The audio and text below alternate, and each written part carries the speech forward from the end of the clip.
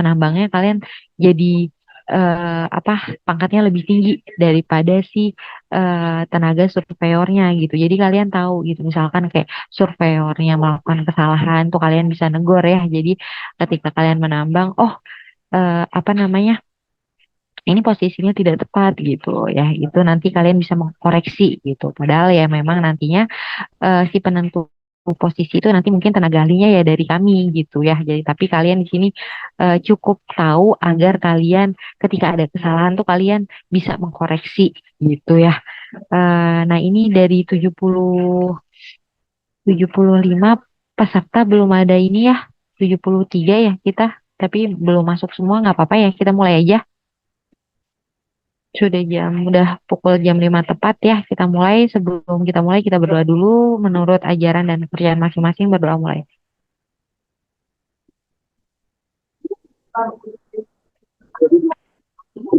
Oke, Bismillahirrahmanirrahim. Jadi mata kuliah pada hari ini itu kita membahas tentang teknologi, membahas tentang kontur dan juga sistem satelit navigasi global atau GNSS. Jadi pertemuan hari ini itu pemadatan dari minggu kelima dan juga keenam ya. Jadi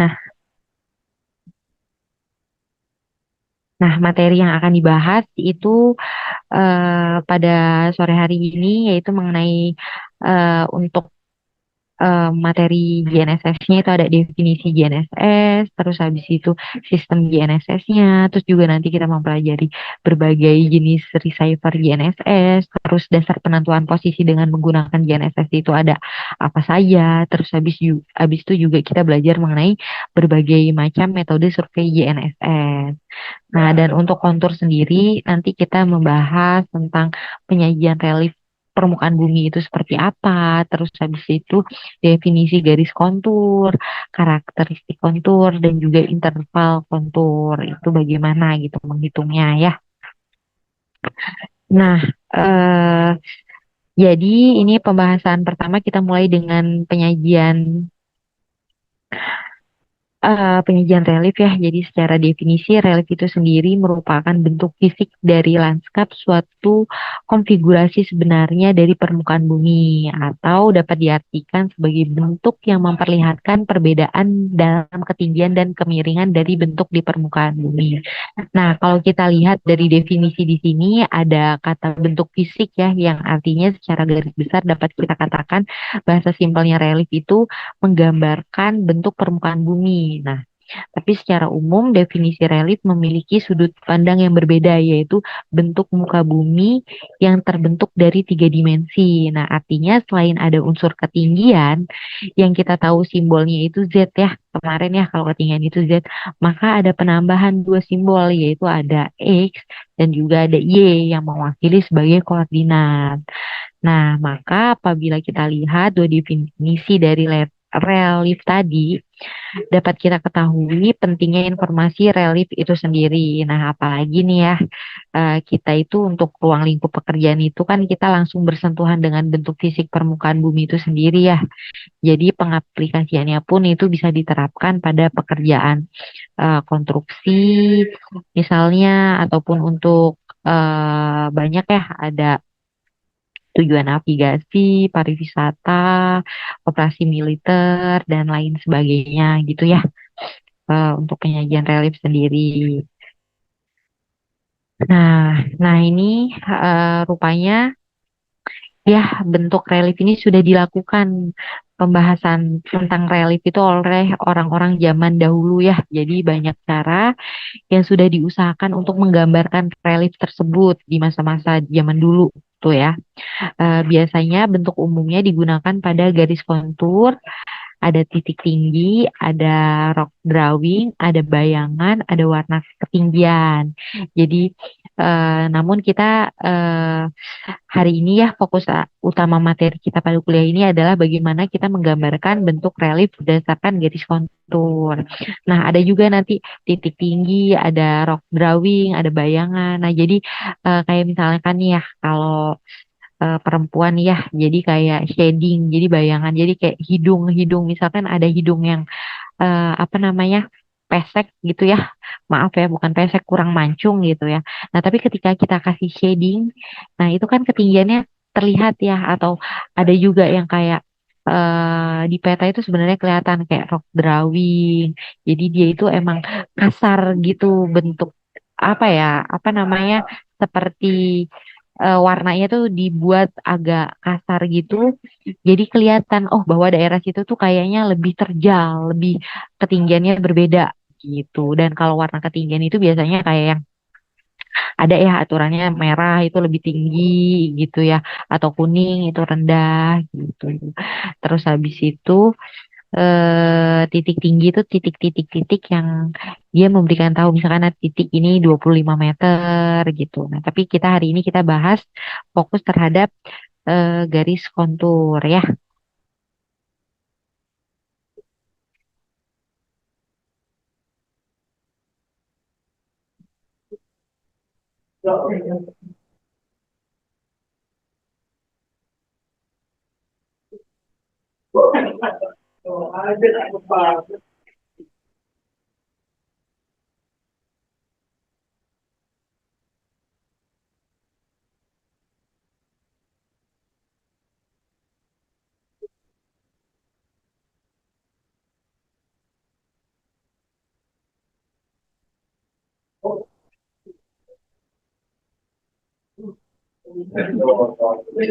Nah, jadi definisi garis kontur ini, garis kontur sendiri karena kita fokus ke garis kontur ya.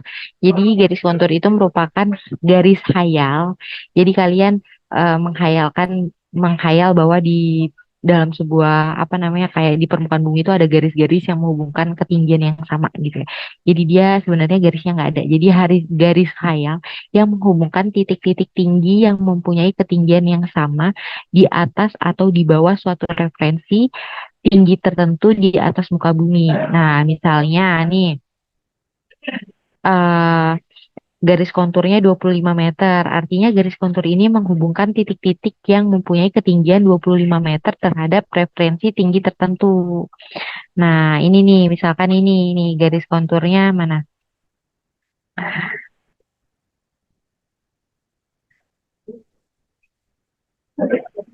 Nah, ini ya. Nah, ini. Jadi misalkan ini, jadi garis konturnya dia misalkan gini nih, saya perbesar ya, yang ini diperkecil. Nah, ini misalnya ini 40, yang ini, yang A, yang paling dalam ini 40. Nah, terus yang ini yang kedua ini 41, yang kedua ini 40. Nah, yang ketiga ini 39 meter. Nah, berarti ketika kita bayangin nih dari bulat kecil, bulat besar. Nah, kalau ini kan di gambar udah jelas ya. Nih. Nah, kalau ini kan udah dicontohin kalian pasti sudah bisa kebentuk ini gunung gitu. Nah, kalau kayak gini, kalau misalkan kalian bayangin nih, nggak ada ini, misalkan nggak ada gambar yang ini nih. Ini nggak ada gambar contoh nih. Misalkan yang tengah ini gede, apa lebih tinggi, terus di tengahnya tingginya setengah, terus yang paling ini tingginya lebih rendah. Berarti kalian bisa interpretasikan sendiri ya, bahwasannya daerah tersebut itu adalah sebuah gunung gitu. Dari garis-garis kontur ini kalian bisa menginterpretasikan. Nah, ataupun terbalikannya, yang kecil ini yang apa ketinggiannya lebih rendah, misalkan ini 39. Nah, terus yang ini itu 40 garis konturnya, dan yang ini itu 41. Nah, jadi kalau dibalik kayak gini berarti apa? Kalau dia bukan gunung, berarti dia lembah gitu ya, lereng gitu. Jadi dia terjal ke bawah. Jadi dia bentuk kayak gini. Nah, kalau misalkan yang tinggi ini jadi 39, misalkan 390 meter, ini 41 meter. Nah, kalau yang kayak gini, nah ini 41-nya di atas. Jadi dia bisa membentuk gunung ataupun bentuk lereng. Nah, jadi kalau di peta dia digambarkannya dalam bentuk garis-garis seperti ini ya, garis kontur gitu. Paham ya?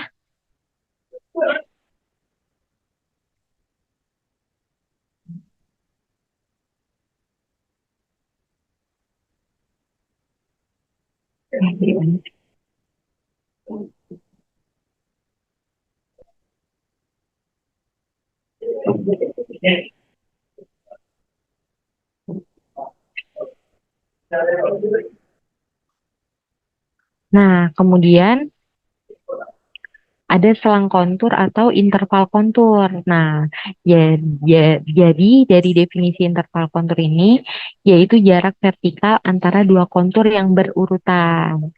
Nah, untuk pemilihan interval kontur sendiri biasanya tergantung dari beberapa faktor. Yang pertama ada faktor skala peta. Nah, peta ini yang dimaksud kalau faktor skala peta yang saya tahu ya, biasanya kalau semakin kecil skala peta itu biasanya interval konturnya semakin besar. Nah, kalau skala petanya kecil, biasanya interval konturnya ke arah kecil juga.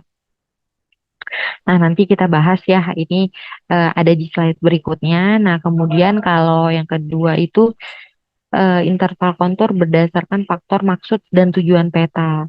Nah, misalnya tujuannya untuk mencari titik nol pada suatu titik, suatu objek. Nah, misalnya kita mau menimbun suatu lahan.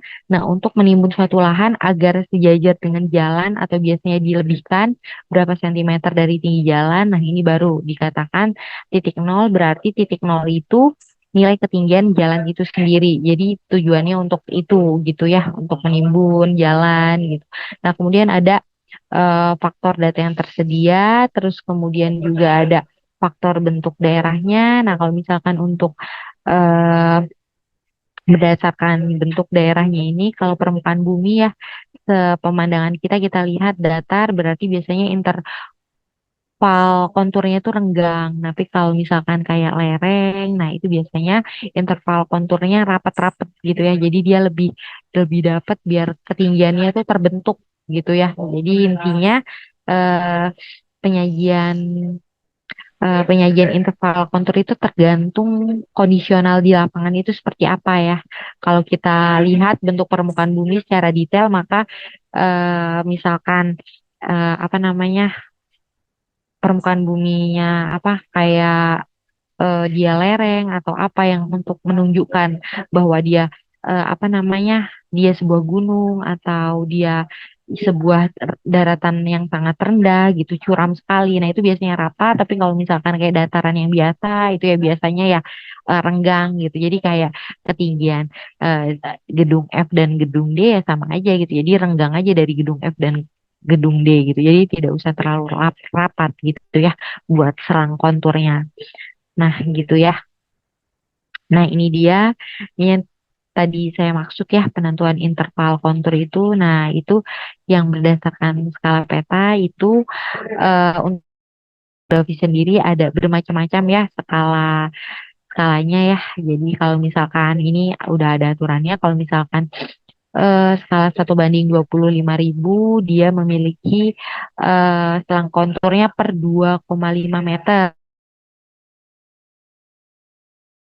Nah, untuk 1:50.000 ada selang konturnya per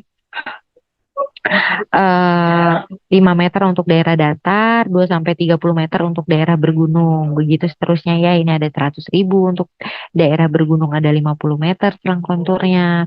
Nah, untuk yang daerah datar 5 atau 10 meter saja gitu ya. Banyak ya sampai ini skala kecil, sampai skala 1 juta. Nah, gitu. Nah, selanjutnya ada indeks kontur. Nah, indeks kontur ini biasanya dalam penggambaran garis kontur itu terdapat garis yang lebih tebal daripada garis kontur yang lainnya. Nah, garis-garis yang lebih tebal itu dinamakan indeks kontur. Kalau kalian nanti lihat peta kontur ya, terus ada garis yang lebih tebal. Nah, itu dinamakan indeks kontur ya. Nah, misalnya pada setiap 100 meter, 200 meter, ataupun 500 meter, nah ini biasanya disebut dengan indeks kontur. Eh, se- jadi kalau tujuan dari indeks kontur kenapa sih Bu gitu? Kenapa ada dibuat indeks kontur pakai ditebal-tebalin segala gitu ya?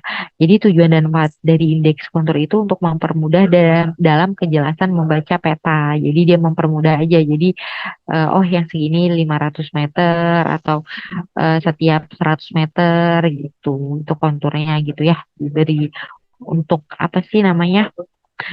Menolong kejelasan kalian dalam membaca peta karena kalau kita membaca kontur itu kan garis-garis-garis ya agak apa namanya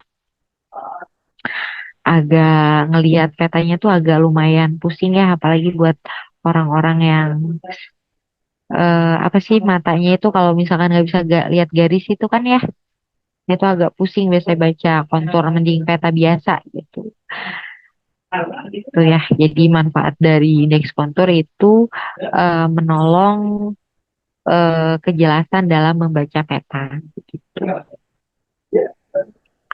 Nah, ini dia. Jadi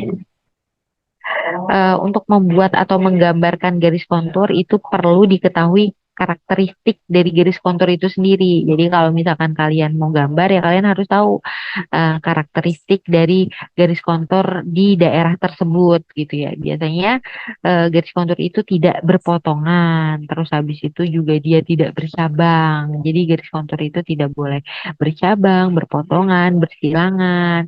Terus berarti kalau misalkan semakin jarang menunjukkan daerah semakin datar. Seperti tadi ya yang sudah kita bahas ya. Dan ketika eh, garis kontur semakin rapat, berarti itu menunjukkan bahwa daerah tersebut semakin curam. Terus juga eh, membuat garis kontur itu tidak boleh berhenti ya, tidak berhenti di dalam peta gitu. Jadi dia terus bersambung, bersambung, jadi tidak boleh putus gitu. Ya, nah ini dia. Jadi untuk menentukan atau membuat garis kontur itu ada 3 metode ya. Ada metode langsung, metode tidak langsung, dan juga ada metode grafis. Nah, kalau metode langsung sendiri itu adalah metode yang kita langsung menentukan titik tinggi di lapangan menggunakan alat penyipat datar dan rambu ukur. Artinya kita hanya menginformasikan nilai Z atau ketinggian saja di sini ya. Jadi kayak seperti kemarin ya. Jadi kemarin kan kita sudah belajar ya penentuan posisi nilai Z gitu ya. Nah, ini menggunakan metode langsung. Nah, ini jadi secara langsung kita ngambil di lapangan gitu. Nah, kemudian untuk metode tidak langsung. Nah, untuk metode tidak langsung ini, untuk metode tidak langsung ini digambarkan atas dasar ketinggian detail dari hasil plottingan ya. Dan metode ini itu memerlukan penentuan posisi di mana garis-garis kontur itu akan digariskan gitu ya. Nah, misalnya kita lihat nih ya di dalam contoh itu pada gambar ada titik A itu mempunyai ketinggian ketinggian 90, ini 90,70 meter ya, dan titik B itu 92,50 meter. Nih, ini titik A dan juga ini titik B.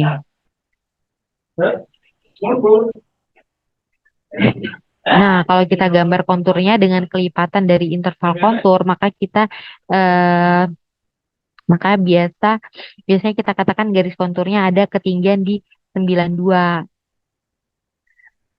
Nah, ini tanpa kita menghitung ya, tanpa kita menghitung kalau kita lewat interval aja, interval.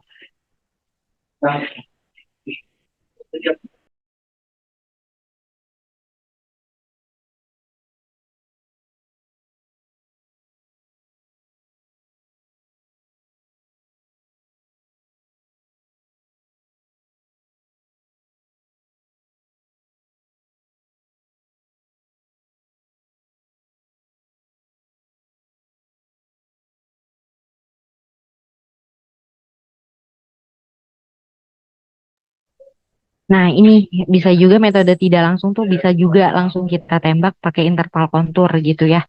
Jadi langsung kita interval kontur antara 90 dan 92 ini kan 9 92 90,70 dengan 92,50 interval konturnya itu kan ada di 92 ya per 2.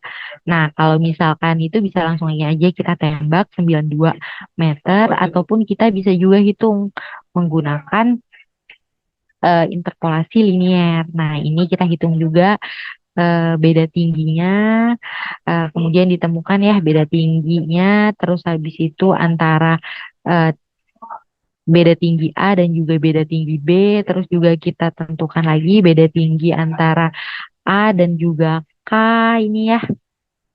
titikan. Nah, terus habis itu bisa kita hitung. Jadi apa namanya jaraknya seperti apa gitu ya. Nah, ini untuk penentuan metode tidak langsung.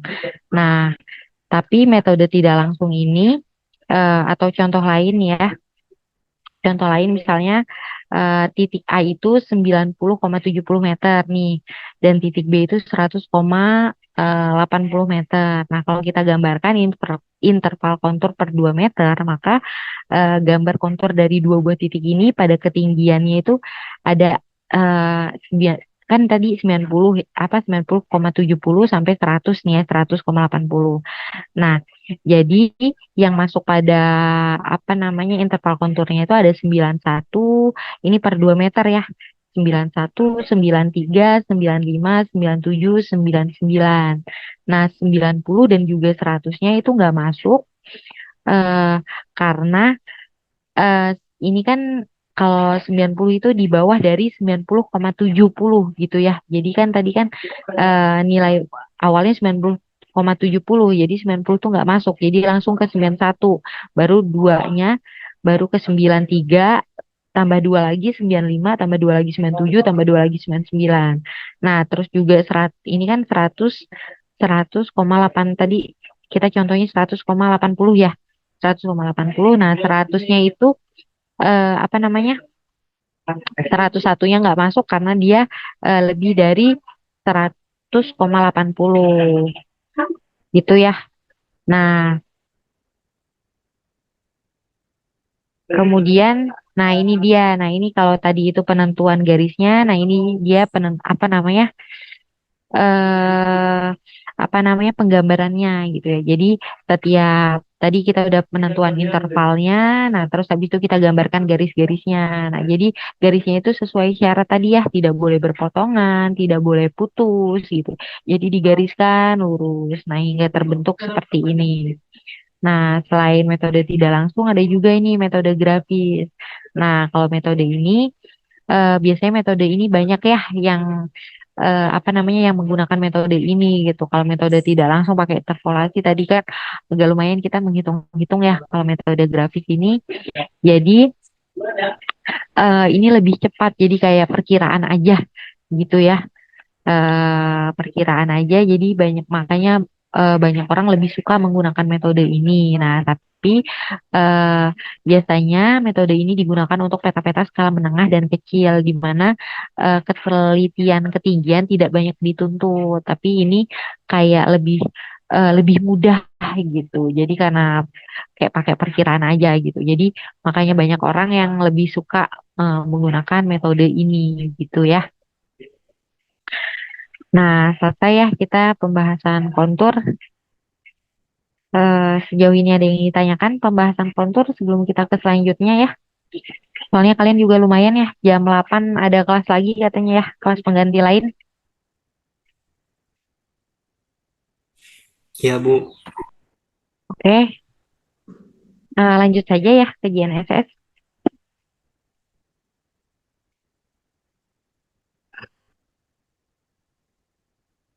Tujuh kita lanjut atau ada pertanyaan?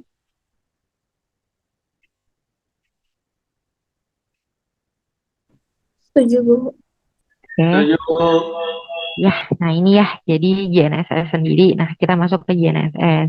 Jadi JNSS itu didefinisikan sebagai kumpulan seluruh sistem satelit navigasi beserta komponen pendukungnya.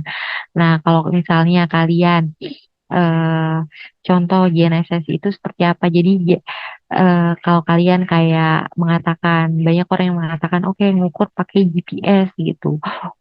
Salah ya, GPS itu sebenarnya alat dari GNSS-nya, bukan metode pengukurannya. Jadi eh, untuk apa namanya GPS itu masuk dalam GNSS. Jadi bukan metodenya GPS itu, tapi bagian dari GNSS itu alatnya gitu ya.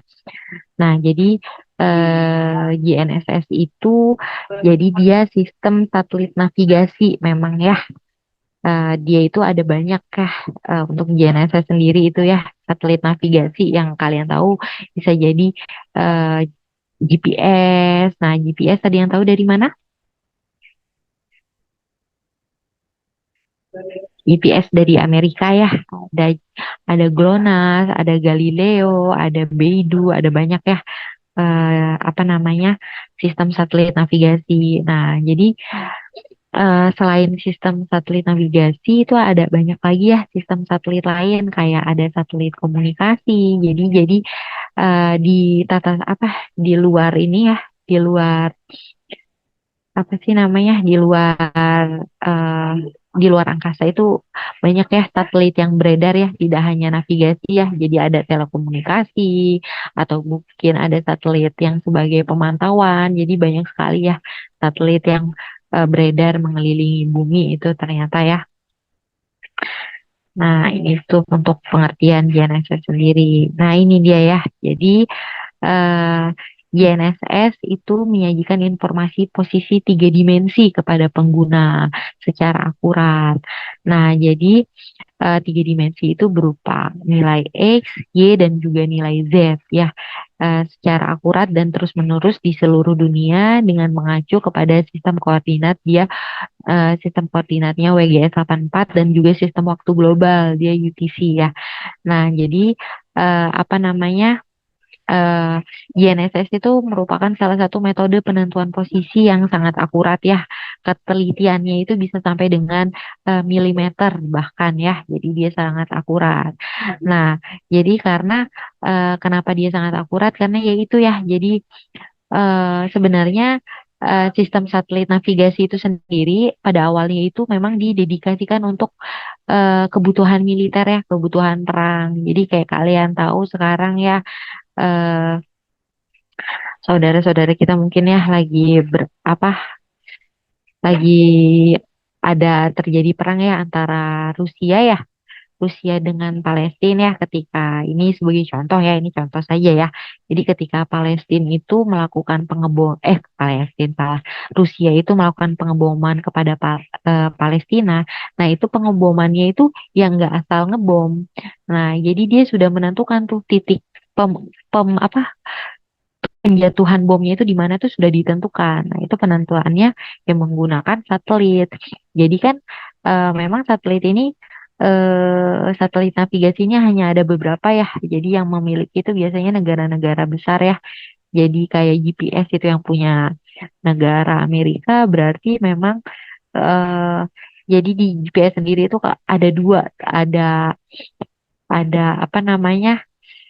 Ada dua. Jadi ada yang sangat teliti. Jadi yang dikeluarkan itu yang kita pakai itu ya bisa digunakan, maksudnya teliti tapi tidak, tapi kurang teliti lah ya. Tapi ada yang sangat teliti itu datanya mereka simpan, nah itu mungkin untuk kebutuhan militer mereka ya. Jadi yang dikeluarkan yang kita gunakan itu tidak teliti yang mereka punya. Jadi mereka tuh punya data yang sangat teliti gitu ya. Nah itu ya. Jadi nah ini kita bisa lihat ya. Jadi eh, apa namanya satelit navigasi itu dia memiliki sama ya seperti satelit-satelit lain ya, satelit telekomunikasi dia memiliki orbit ya. Apa namanya besar orbitnya itu berapa? Nah itu dia punya sendiri ya berdasarkan spesifik tertentu ya seperti GPS itu dia punya spesifikasi tersendiri dibandingkan dengan apa namanya satelit-satelit lain. Mereka memiliki karakteristik masing-masing gitu, mengorbit terhadap bumi gitu ya. Nah, ini dia ya untuk sistem GNSS sendiri itu terdiri dari tiga komponen utama. Nah, itu yang pertama ada space segmen, yang kedua ada control segmen, dan yang ketiga ada user segmen. Nah, kalau space segmen itu dia yang mengatur tentang jalannya orbit yang apa namanya di udara ya. Ya. Nah, itu. Nah, kalau misalkan kontrol segmen, jadi dia ada base gitu ya. Dia mengontrol eh, apa namanya jalannya satelit, orbitnya satelit dari permukaan bumi. Nah, kemudian ada user segmen. Nah, itu kita pengguna ya, pengguna dari apa namanya pemanfaatan eh, sistem GNSS itu sendiri. Nah, itu bisa kita gunakan mungkin nanti sebagai apa namanya? Nah, ini contoh kayak apa namanya jalur terbang. Jadi kayak apa namanya pesawat itu dia memiliki itu ya, memiliki jalurnya masing-masing ya. Jadi supaya tidak bertabrakan gitu ya. Dia memiliki jalur masing-masing. Nah, itu penentuannya yang menggunakan GNSS ya. Terus habis itu kalian juga mungkin kalian sekarang menikmati adanya apa Google Maps ya. Jadi kalian apa namanya dapat mengetahui lokasi dan arah dari apa namanya lokasi yang akan kalian tuju itu bisa kalian akses dengan mudah ya. Bisa kalian dapatkan di Google Maps itu ya. Nah, itu juga pemanfaatan dari sistem GNSS sendiri itu ya. Jadi usernya memanfaatkannya seperti itu begitu. Nah, ini dia untuk komponen space segmennya ya. Nah, jadi space segment terdiri dari berbagai satelit yang mengorbit di ketinggian sekitar 20.000 kilometer di atas bumi. Nah, jadi untuk satelit navigasi sendiri, nah itu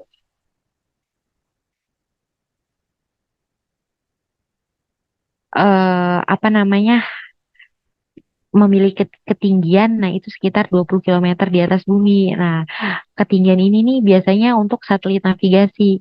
Nah, kalau misalkan satelit telekomunikasi atau ada satelit pemantauan atau ada satelit lain-lain itu ketinggiannya itu berbeda-beda gitu ya.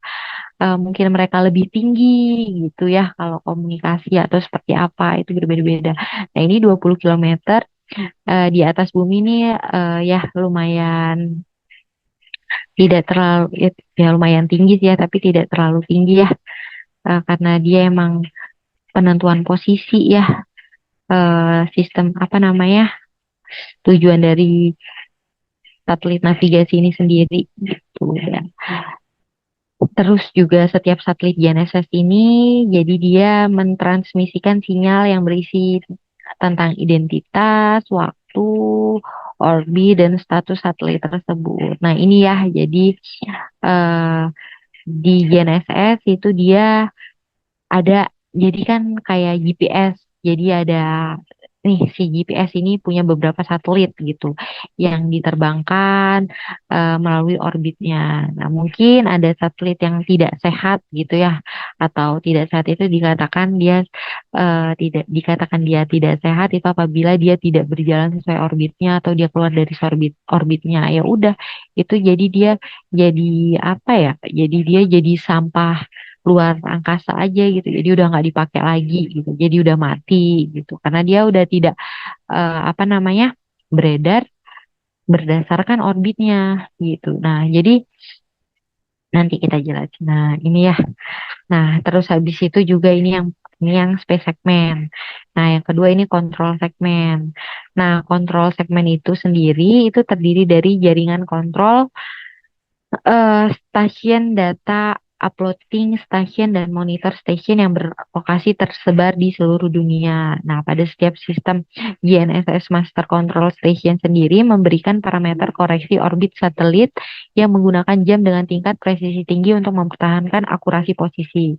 Nah, jadi kalau misalkan ini ya, jadi setiap negara itu dia memiliki kontrol segmennya sendiri masing-masing gitu ya. Nah, ini bisa untuk tingkat Nah, ini presisinya tinggi ya untuk tingkat regional negara mereka ataupun cakupan global. Nah, kontrol segmen ini kalau kita apa namanya samakan di yang kemarin ya, yang di mata kuliah penentuan posisi.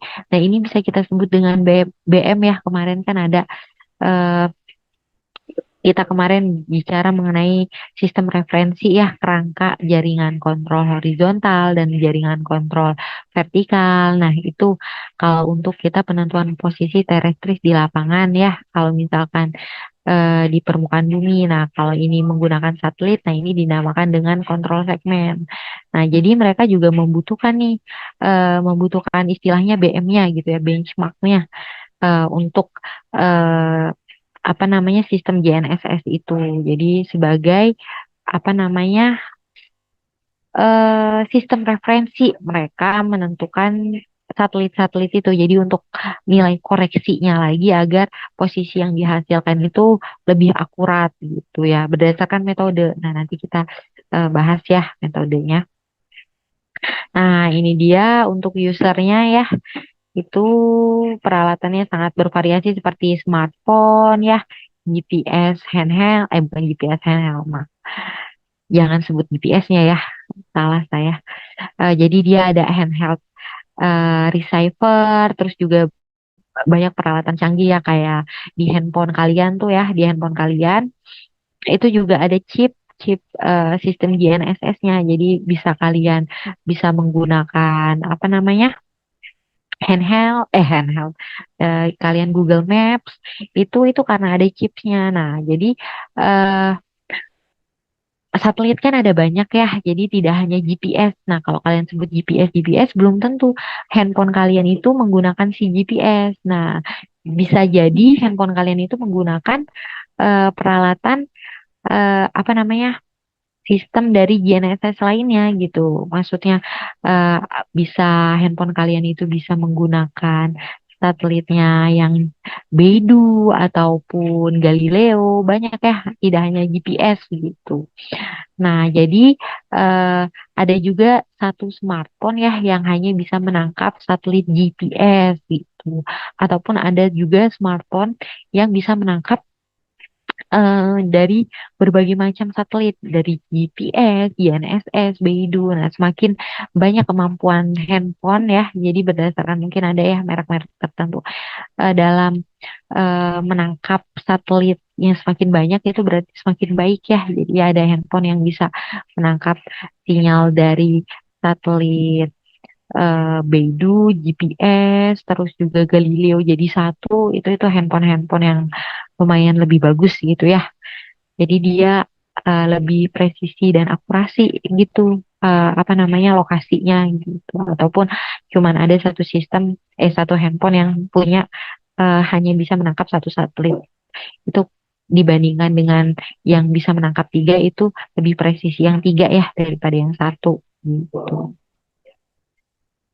Nah, ini konstelasi dari satelit GPS sendiri. Nah, jadi emang satelit GPS itu sendiri itu dia eh, dari Amerika ya. Jadi GPS itu merupakan sistem GNSS pertama yang diluncurkan sejak tahun 1970 oleh Departemen Pertahanan Amerika Serikat. Nah, kenapa diluncurkan oleh Departemen Pertahanan Amerika Serikat? Ya, karena itu sendiri ya.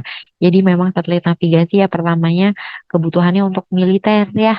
Makanya dikeluarkannya oleh Departemen Pertahanan. Nah,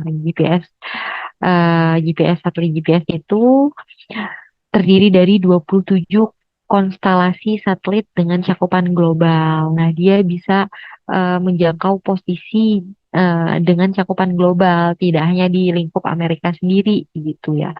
Nah, dia tuh punya 27 satelit yang berputar mengikuti orbitnya. Nah, itu mengirimkan sinyal secara real time ya. Nah, terus dia juga punya sudut orbitnya ya, punya sudut orbitnya, terus radiusnya juga ada. Nah, dia itu, jadi kalau nggak salah sih GPS itu sebenarnya meluncurkan 37 satelit, tapi hanya 27 satelit yang mengikuti orbitnya. Jadi tiga diantaranya ya dikatakan gagal lah ya, jadi dia keluar dari orbitnya. Nah, tiga diantaranya itu ya jadi apa ya? Jadi jadi sampah luar angkasa ya akhirnya ya. Jadi cuma 27 satelit yang dapat digunakan dalam penentuan posisi untuk GPS sendiri. Nah, kalau tadi GPS dari Amerika, nah ini ada GLONASS dari Rusia. Nah, GLONASS ini merupakan sistem GNSS yang dioperasikan oleh pemerintah Rusia, terdiri dari 24 satelit yang mencakup seluruh permukaan bumi. Nah, GLONASS ini juga bisa dia mencakup global ya, seluruh permukaan bumi ya. Nah, terus habis itu dia punya 24 satelit yang mengorbit di bidang orbitnya.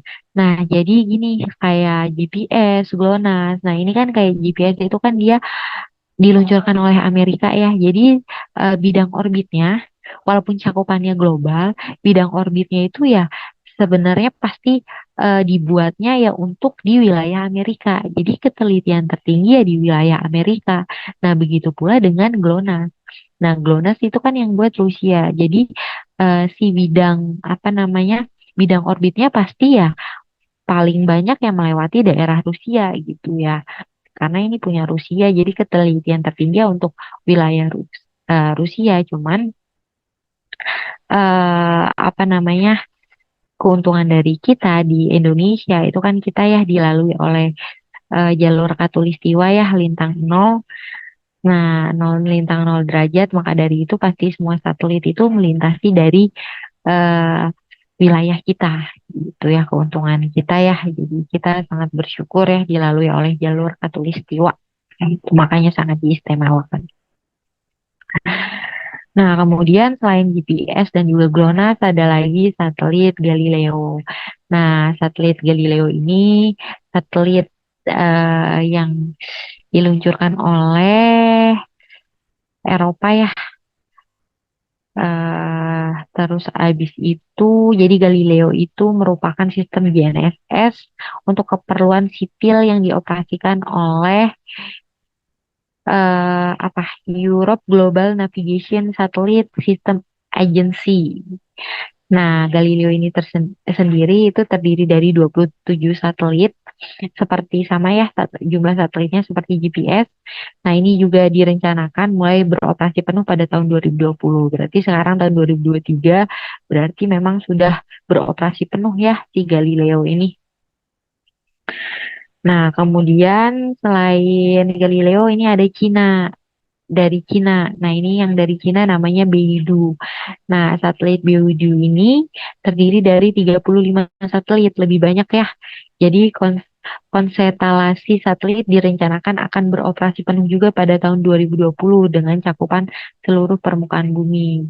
Nah, baik Galileo maupun Beidou, terus tadi juga ada apa lagi tadi? GPS dan juga ada GLONASS. Nah, ini dia mencakup seluruh permukaan bumi ya. Jadi apa namanya posisi-posisi di negara-negara lain selain dari Cina itu bisa juga ditentukan menggunakan satelit Beidou ya. Dia punya 35 satelit. Nah, ini banyak ya. Jadi semakin banyak satelit yang beredar, jadi dia eh, semakin presisi ya karena jadi kan em, satelit itu dia berputar ya mengorbit. Jadi misalkan dari si satelit satu dia memancarkan di daerah A, satelit B di memancarkan daerah B. Jadi mereka saling real time memberikan lokasi apa eh, posisi yang akurat di tempat satelit itu yang berada gitu ya. Jadi semakin banyak satelit semakin baik. Nah, Bidu ini lebih banyak ya daripada tiga satelit sebelumnya ya. Nah, kemudian ada juga satelit IRNSS. Nah, kalau ini satelit ini itu buatan oleh India. Nah, ini terdiri dari 7 satelit. Nah, ini bersifatnya dia regional ya, tidak global. Jadi cuma mencakup untuk kawasan India, kawasan daerah India dan area sekitarnya aja. Jadi Indonesia nggak bisa menggunakan satelit IRNSS ini ya. Jadi ini untuk India saja. Tuh. Nah, kemudian ada lagi ini satelit eh, QZSS. Nah, ini dari Jepang ya.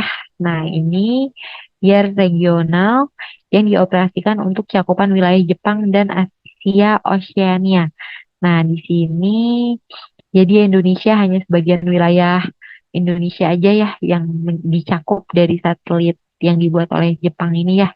Jadi untuk wilayah Sumatera, Kalimantan dan juga Sulawesi itu tidak dicakup ya dari satelit ini. Jadi ini ada apa sih Maluku ya. Maluku ini mencakup. Jadi Maluku bisa ditentukan ya posisinya menggunakan satelit yang dari Jepang ini, tapi yang lain wilayah Indonesia tidak bisa. Atau sebagian dari wilayah benua Australia nih ya dicakup Papua Nugini gitu-gitu bisa ya.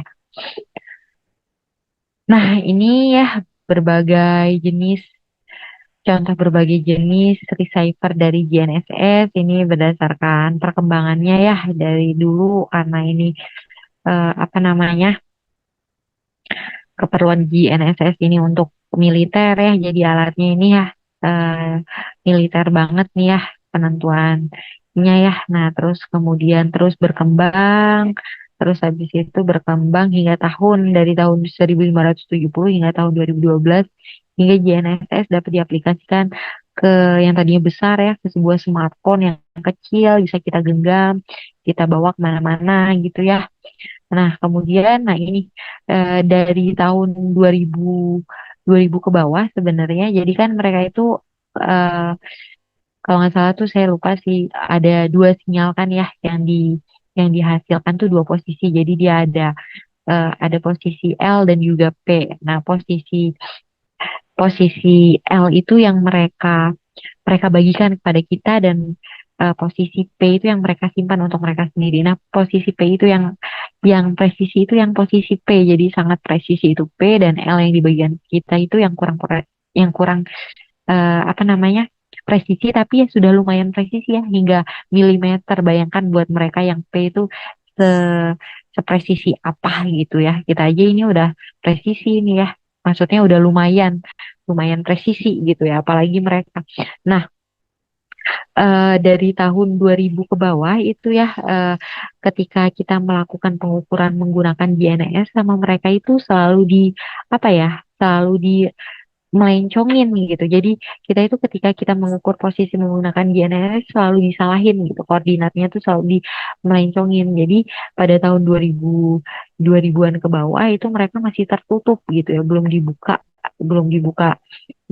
untuk apa namanya umum. Jadi ketika kita gunakan data GNSS itu tidak tidak akurat gitu karena ya sama mereka disalahin. Nah, ketika sekarang di atas tahun 2000-an, nah itu baru sama mereka dibuka untuk umum sehingga kita mendapatkan penentuan posisi yang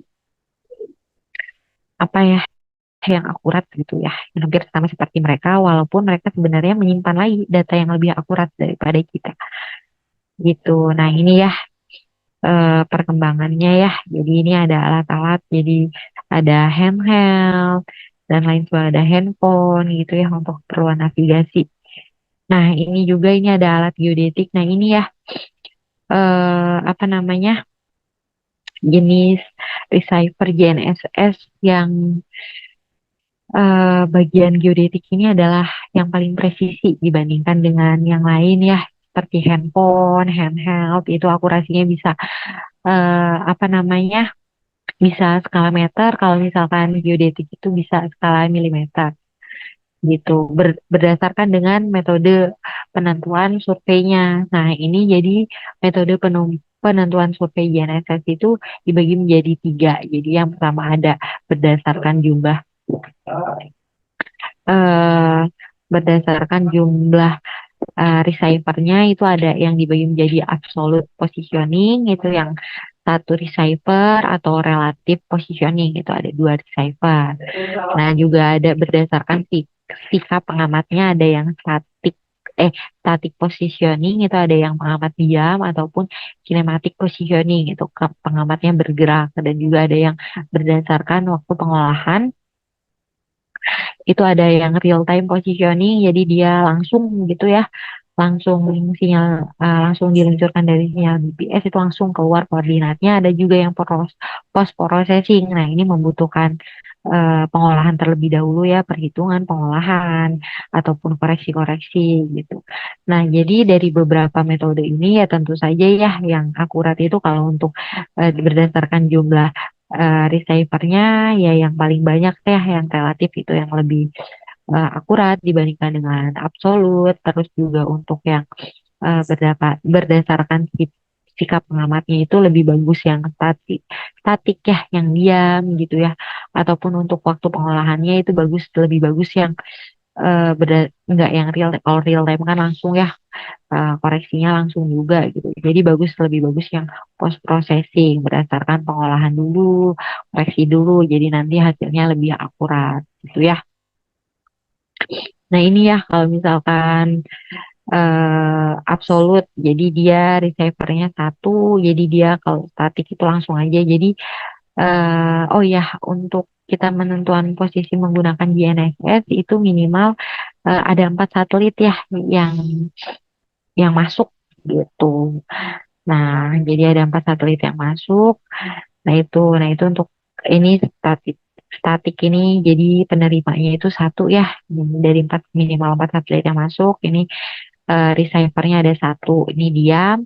Nah untuk yang kinematik itu jadi dia eh, receivernya ya dia berjalan ya kayak yang di pesawat ini kayak misalkan kalau ini kan contohnya pesawat. Kalau misalkan jauh-jauh ke pesawat ya kayak kalian menggunakan Google Maps ya itu ya jadi ada satelit apa jadi satelitnya itu kalian kan sebagai receivernya penggunanya itu penerima sinyal dari satelitnya itu kan kalian berjalan ya pasti ketika kalian menggunakan Google Maps mau kalian di dalam mobil di motor ataupun kalian berjalan kaki nah itu secara tidak langsung kalian melakukan penerapan metode kinematik gitu ya. Nah, ini selanjutnya yang relatif positioning. Nah, ini jadi kalau yang relatif positioning, dia mengikat dalam satu referensi. Jadi dalam suatu sistem referensi. Nah, jadi kenapa ini lebih teliti ya karena dia ini jadi dia ada ada acuannya gitu. Kalau untuk relatif ini, jadi yang satunya diikat gitu ya, kayak yang kemarin ya diikat pada BM, nah satunya baru di tempat observasinya gitu. Nah, makanya yang relatif positioning ini lebih lebih apa sih namanya?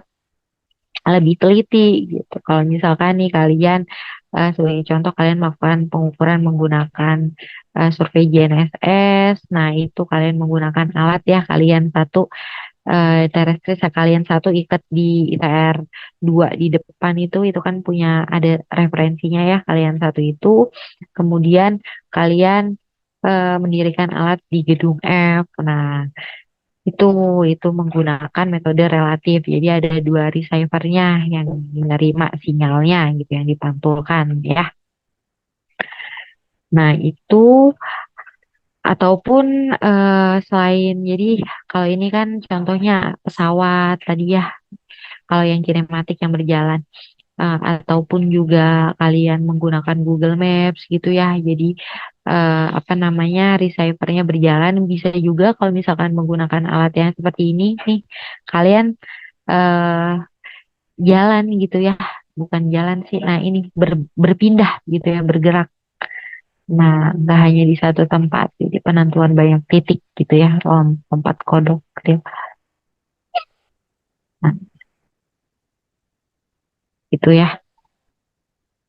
Nah, itu yang lebih akurat. Jadi emang penentuan apa metode menggunakan survei GNSS itu akurat, ketelitiannya hingga milimeter ya. Tapi memang alatnya lebih mahal dibandingkan dengan metode penentuan posisi yang lain gitu. Tapi ya, jadi kalau misalkan kalian kayak kemarin KDH kan KDP, terus habis itu menggunakan alatnya itu kalian bisa pinjam di Tera harga alatnya itu harganya per harinya cuma 200 ataupun 100.000 per hari. Kalau misalkan survei JNSS ini kalian bisa sewa itu per hari 1.500.000 gitu ya. Memang lebih mahal. Tapi ya itu keunggulannya apa? Mereka lebih presisi gitu ya. Nah, tapi eh, untuk apa namanya selain alat yang mahal ada juga nih untuk GNSS alat yang murah nih yang handheld yang bisa kalian pegang. Mana sih? Aduh, nih. Nah, ini nih, yang ini murah nih. Receiver yang ini nih murah nih ya. Per hari bisa kalau pinjam di Itera harganya cuman berapa ya? 100 atau 125.000 ya. Cuman ya itu dia seperti handphone ya. Akurasinya skala meter jadi bisa sampai 5 meter tergantung ya apa namanya keadaan sinyalnya baik atau buruk gitu. Jadi tapi kalau misalkan kita menggunakan alatnya seperti itu karena kurang posisi jadi kurang dianjurkan gitu ya, kurang presisi. Lagi untuk penentuan posisi. Nah, ini dia. Jadi akurasinya itu berdasarkan apa? Nah, itu jenis receivernya. Jadi tadi ada yang handheld sama yang tadi ya berdasarkan merek ya. Jadi ada yang handheld, ada yang bisa langsung didiriin. Nah, itu yang langsung didiriin itu kan yang lebih presisi dibandingkan dengan handheld. Nah, juga jumlah frekuensi dari receivernya itu ada yang single dan ada yang dual. Nah, juga ada waktu pengamatan. Nah, yang waktu pengamatan itu jelas ya, ya semakin lama pengamatannya itu semakin baik gitu ya, makin presisi ya. Nah, terus juga ada jenis datanya, ada metode surveinya yang tadi ya, panjang baseline-nya, jumlah dan geometri satelitnya. Jadi semakin banyak satelit yang ter, tertangkap dari alat yang kita gunakan itu berarti semakin baik. Terus ada kondisi lingkungan. Nah, kondisi lingkungan ini biasanya kalau misalkan kita menggunakan survei GNSS, karena kita akan terhubung langsung menggunakan kepada satelit ya, biasanya dia harus kondisi lingkungan yang baik adalah kondisi lingkungan yang terbuka. Nah, kalau misalkan dia banyak-banyak pohon, dia bakal mengganggu apa namanya sinyal-sinyal yang dipancarkan gitu ya, frekuensinya tuh bakal terganggu gitu. Jadi kalau banyak pohon itu terganggu. Makanya hmm, kondisi yang lingkungan yang baik itu lingkungan yang terbuka gitu, jauh-jauh dari gedung-gedung, jauh-jauh dari pohon-pohon gitu ya. Nah, ini ya kejadian yang buruk ya, beberapa kejadian yang buruk yang mungkin telah kalian alami, misalnya nih ya, kalian ini ya salah satunya ini kalian ngikutin ya arah, biasanya kalian mungkin pernah ya, saya juga pernah kalau misalkan Google Maps ya saya ikutin gitu ya, saya ikutin Google Maps, ternyata misalkan saya lagi bawa mobil gitu ya, tiba-tiba nanti dikasih jalurnya benar-benar sempit, yang itu gang-gang harusnya cuman ya motor bisa masuk gitu ya, akhirnya bingung kayak mana ya, kanan kiri mepet gitu. Nah, itu karena ya itu ya si apa namanya GNSS itu sebenarnya ya bukan dewa juga sebagai yang kita jadikan acuan untuk menentukan lokasi gitu ya. Ketelitian yang di handphone itu ya tidak presisi ya, jauh ya, itu kalau nggak salah sih kalau yang di handphone itu skala meter gitu ya. Jadi tingkat presisinya kurang gitu. Jadi kalian jangan terlalu nanti apa ambil patokan. Jadi ketika menentukan arah itu menggunakan Google Maps, kalian kalian sebelum kalian berangkat itu kalian arahnya itu kalian buka dulu, kalian cermati dulu, oh benar nggak ini arahnya gitu ya. Karena ya belum tentu gitu ya, karena akurasinya skala meter. Nah, ini ya bisa jadi nih seperti yang kata saya tadi, ketika kita bawa mobil masuknya ternyata itu adalah gangnya gang sempit atau jalannya jalan buntu, terus ya mereka bilang aja apa turn left no gitu ya, masa kita harus nabrak gitu kan ya. Ya bisa jadi karena ya GPS juga robot gitu ya. Nah, ini ya ada ini kejadian-kejadian seperti ini. Nah, cukup ya kuliah pada hari ini. Kebetulan nah ini pas ya menjelang maghrib 17.58, 2 menit lagi. Nah, ini berdasarkan dari ini ya, dari yang pertama kita bahwasannya untuk di materi GNSS ini ada tugas, jadi kalian resum itu 1 halaman aja mengenai pemanfaatan dari GNSS itu sendiri, pengaplikasiannya untuk survei tambang ya, itu sesuai dari keilmuan kalian. Itu hmm, udah lumayan ya jam 6. Nah, untuk eh, tugas presentasi ya, tugas besar. Jadi tugas presentasinya jangan lupa. Jadi kalian bisa kalian rekam lewat apa namanya PowerPoint kalian sendiri gitu ya. Terus kalian presentasiin ataupun kalian mungkin bisa menggunakan Zoom atau aplikasi apalah nanti. Jangan lupa hasil dari presentasi kalian bisa diupload melalui Google Classroom yang sudah saya buat ya. Jadi di situ apa namanya Jadi hari ini banyak ya yang saya buka. Yang pertama untuk absensi itu jangan lupa ya. Absensi itu kalian nanti resum jadi apa namanya materi kuliah pada hari ini ya ada dua. Jadi absen hari ini itu mencakup dua ya pertemuan kelima dan keenam yang mau mengumpulkan hari ini ya berarti menandakan masuk di pertemuan kelima dan keenam berarti yang tidak hadir yang tidak mengumpulkan pada pertemuan kelima dan keenam itu berarti tidak hadir. Nah terus juga yang kedua saya buka juga yang tugas yang tadi ya, tugas pengaplikasian GNSS pada teknologi tambang. Terus yang terakhir itu adalah penguploadan untuk pertemuan minggu ketujuh. Ya, ini kalau Torang udah berangkat, udah masuk ya. Saya mohon maaf ya Torang ya atas Hadir Bu. iya, mohon maaf ya Torang ya. Jadi ternyata ya kami dapat apa? Dapat usul dari ketua tim teaching bahwasannya untuk presentasi ternyata yaitu kalian dibuat rekaman aja baru diupload. Jadi maaf ya Torang, padahal udah susah-susah ya dicariin ruangan. Padahal saya aja nggak dapet loh, hebat loh Torang bisa dapet. Terima kasih loh Torang ya, mohon maaf ya tidak terpakai ruangannya. Semoga kebaikan Torang dibalas ya sama Tuhan yang Maha Kuasa. Amin ya. Terus habis itu apalagi ya ada yang ingin ditanyakan? Ya Elsa silakan. Bu mau nanya, tadi saya baru buka Google Classroom yang untuk deadline-nya itu kan hari Kamis ya Bu. Itu yang dikumpulkan berarti materi presentasinya langsung atau sudah bergabung sama video presentasi yang tadi Ibu sebutkan ya?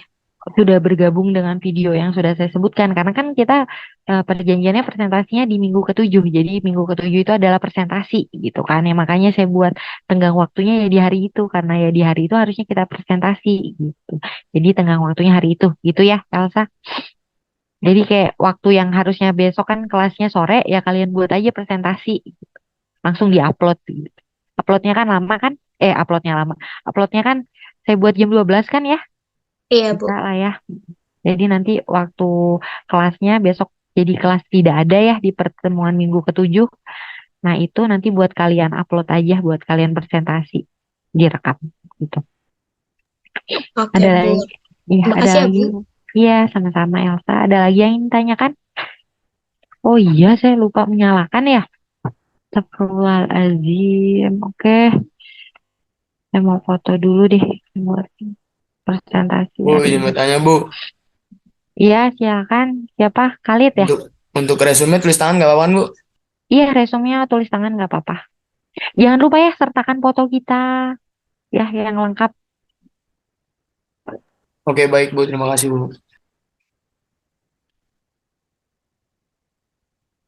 Oh iya saya Bu izin, iya siapa? Torang silakan Torang. Bu mungkin kalau nanti ada pertemuan offline, Ibu bisa bilang aja Bu, biar saya cariin kelas lagi Bu. Oh siap Kadep ya. Aman aja. Ya terima kasih Kadep ya. Saya juga sekalian ya Bu. sekalian ya hari ini saya apa namanya pamit ya karena minggu setelah UTS nanti kalian akan diampu oleh Bu Dini ya. Jadi nanti tidak bertemu dengan saya lagi. Terima kasih atas kerjasamanya selama setengah semester ini ya. Saya suka kelas ini ya, baik-baik. Terus pintar-pintar lagi ya, bagus. Semoga kalian sukses ya ke depannya, amin. Terus habis itu udah ada yang ingin tanyakan lagi? Oh ya, nanti untuk ketua kelas ya, untuk siapa? Yoel dan juga Firly ya. Nah itu nanti koordinasi lagi ya untuk waktunya. Jadi sepertinya nanti bisa hubungin Bu Dini langsung. Bu Dini kan join juga di grup kita ya. Nanti dikoordinasi lagi. Soalnya waktunya memang lumayan ya kalian. Kenapa sore sore banget ya? Jadi aduh, ini di sela-sela banyak ya. Sela-sela